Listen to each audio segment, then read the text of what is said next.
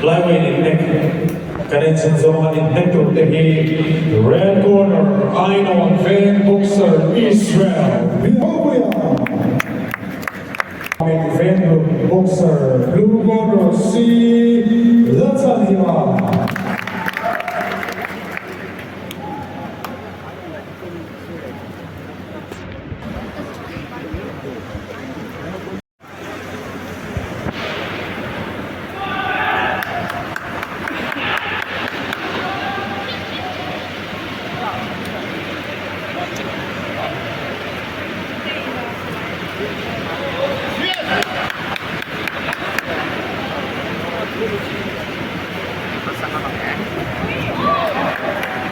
Boro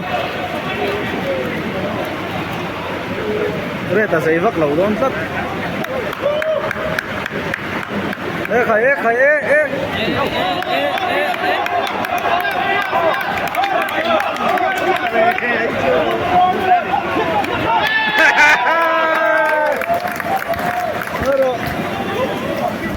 nhắc lẻ đâu tiếng hăng đấy á. Anh quỳ đó này phá khắp mấy nó bục rộp luôn.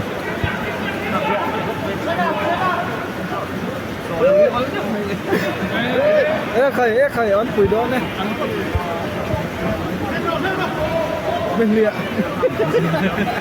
phê thăm mình lịa ê khải thầy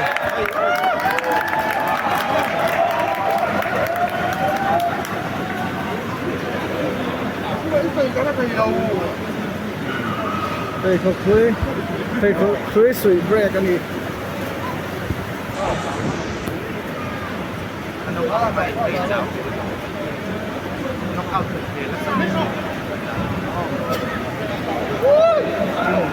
a ver boy rất là cô mà cô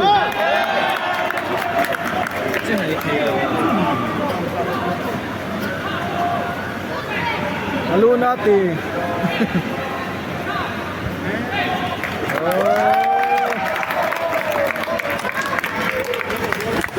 chỗ hai cấp này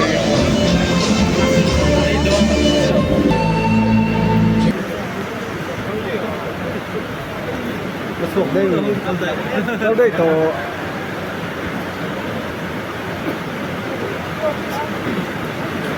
pre-operational stage amu ka bote